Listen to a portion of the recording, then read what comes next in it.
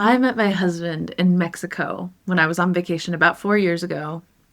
6 months after one of those, like, tear your life apart, tear your heart apart, turn your life upside down kind of breakups.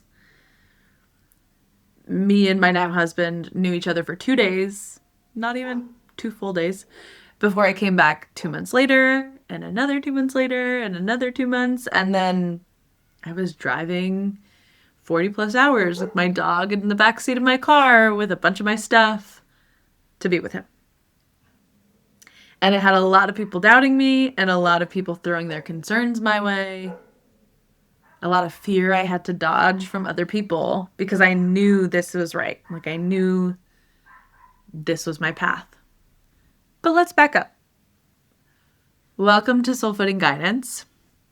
I want to walk you through how I got here and what it actually looked like. So, where to begin? We're going to start before the breakup even happened. So, months before ending that relationship, and maybe you can see yourself in some of these things, my algorithm knew me really well. And I remember coming across a post that was like talking about a dark night of the soul. And so there I was Googling, what does a dark night of the soul look like? And what does that mean? And all these saved screenshots of inspirational quotes to remind me of my worth, and feeling like squeezed and suffocated by my day-to-day life because it was just devoid of the things that I wanted. Like, I wanted more adventure. I wanted more fun. I was numbing out half the time because of that. And I wanted to feel seen, but I wasn't being seen. And so I also just remember feeling like agitated and grumbly on the inside, and, going to my car, going out and being like, ugh, like, here's the things I wish I would say.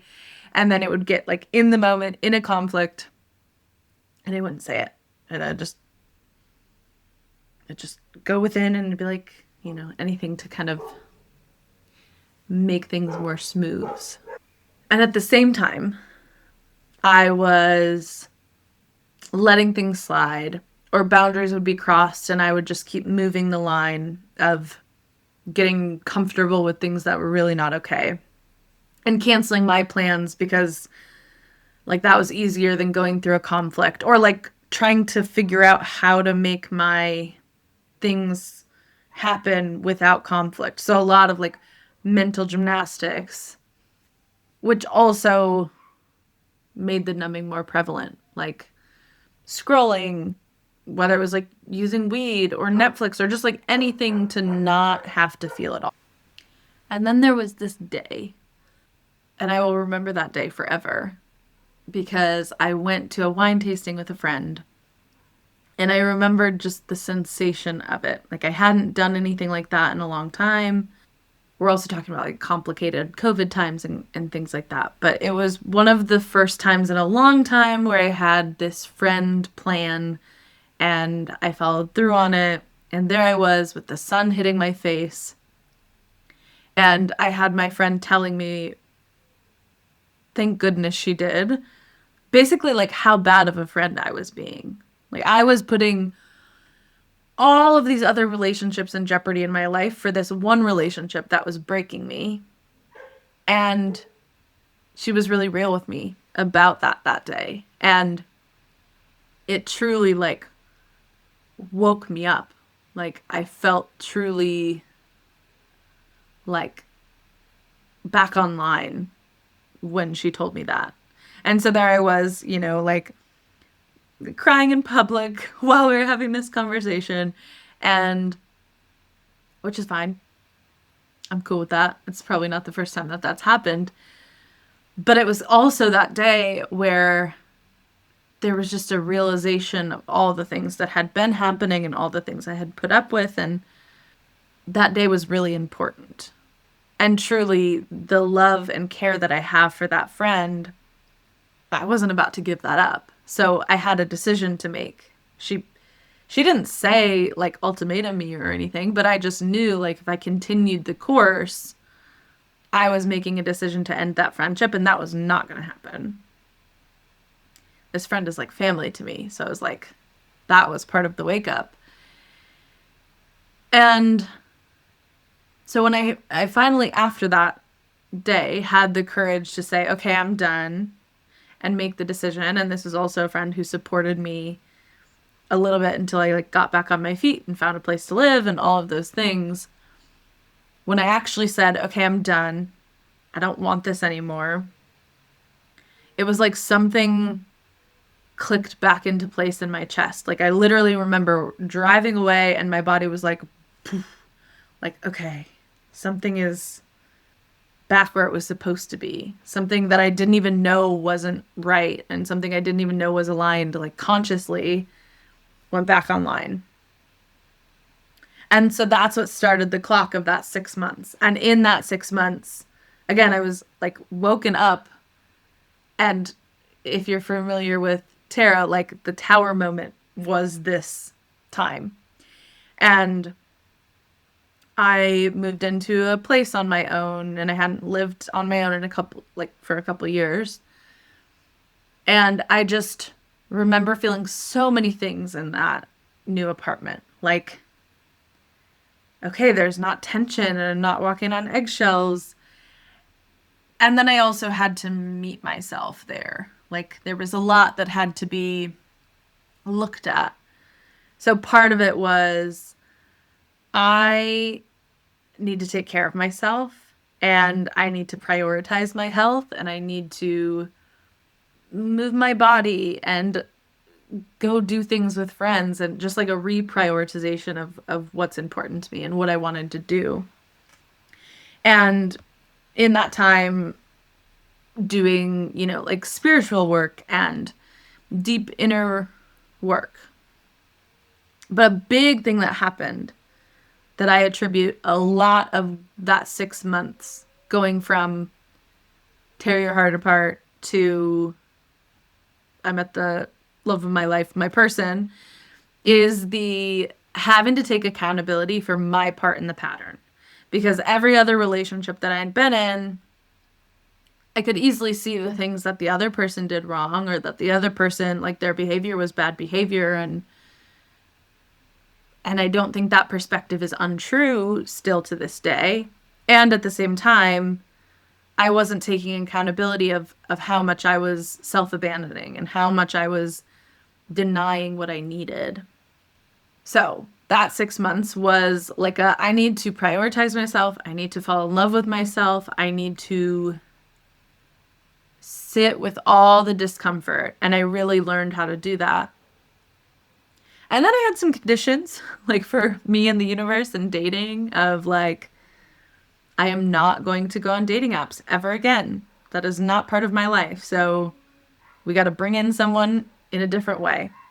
And just these different things that I was like, here are the non-negotiables. And not in a like, this person looks good on paper kind of way. But a lot of it was like, here's what I'm going to feel in this next relationship.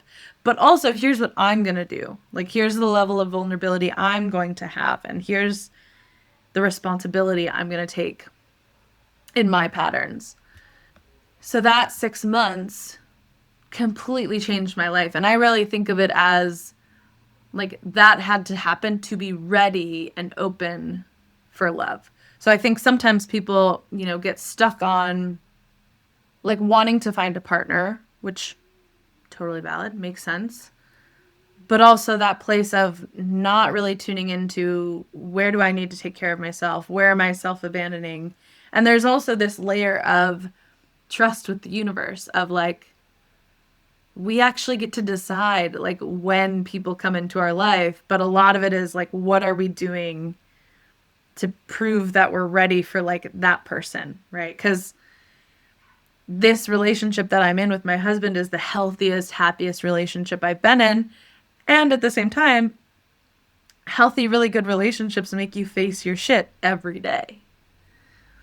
So we do really have to get kind of internally ready to take on that healthier up level of our patterns, right? Someone who's meeting us there with love and respect and care. Like I'm a woman with my master's degree. I am smart. I have a successful career.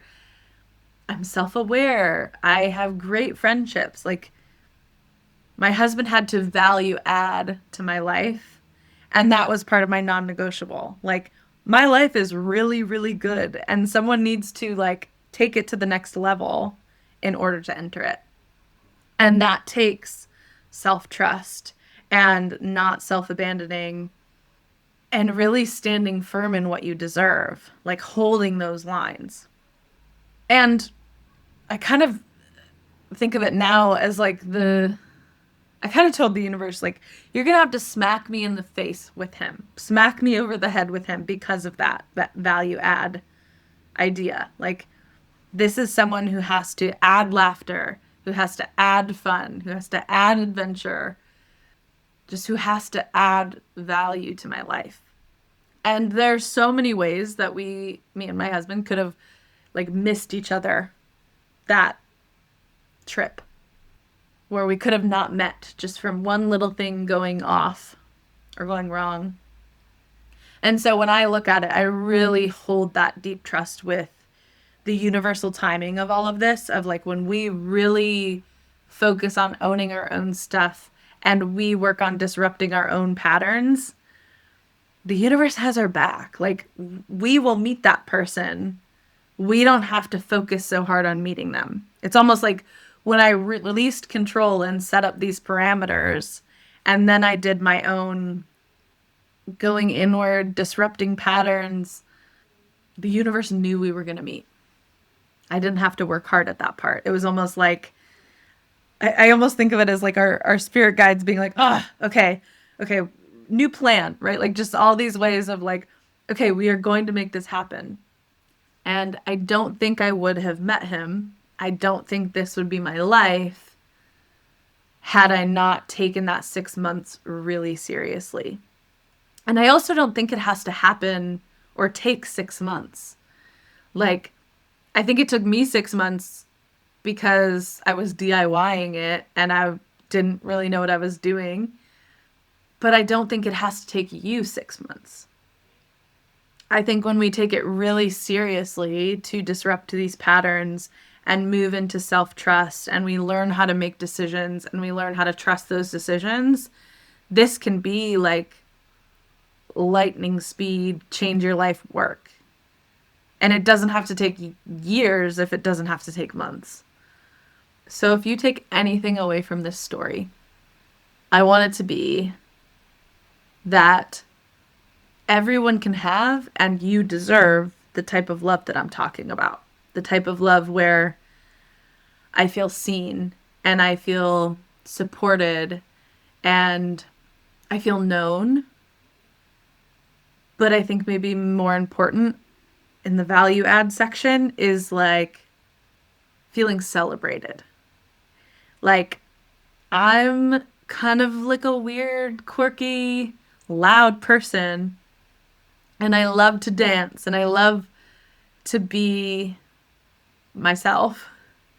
And my partner meets me there. So in order to have and tune into this kind of love, it starts with us first. And I don't want that to be in the like cheesy, like love yourself kind of way. Like we have to be in business in order to love ourselves and not self-abandon. Like this is very action-oriented decision-making work. It's not just like a feeling you might get to one day. Like you need to take it seriously.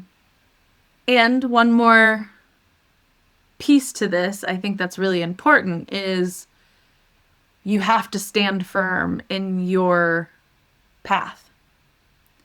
Like, if I listened to all the people who had anything to say about how I met my husband, how soon I came here, driving down here with my dog, like if I listened to doubts and fear and concern about other people, I wouldn't be where I am. Because, I mean, I'm sure how I did it isn't the way everyone would do it. And that's fine.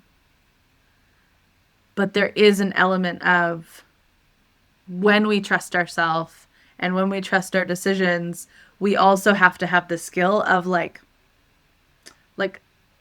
standing firm in people are going to doubt you and people are going to think you're maybe crazy and it's still worth it.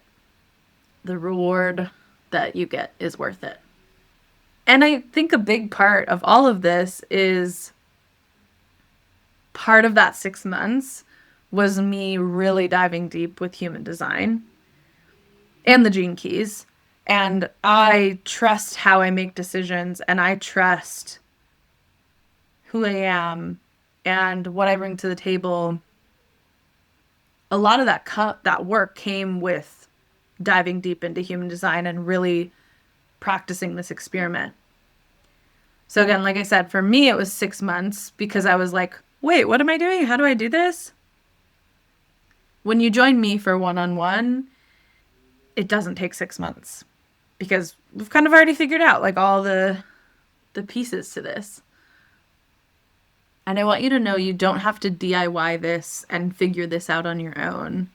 There are really powerful ways to disrupt these patterns, and I'd love to work with you. I am doing one-on-one mentorship, and the link will be in the notes below, so you can find it that way. And I would love to work with you, and I would love to help you disrupt these patterns and move where you want to move in your life. So join me. And you can also find me on TikTok and Instagram, and those links will also be below. And I'll see you next time.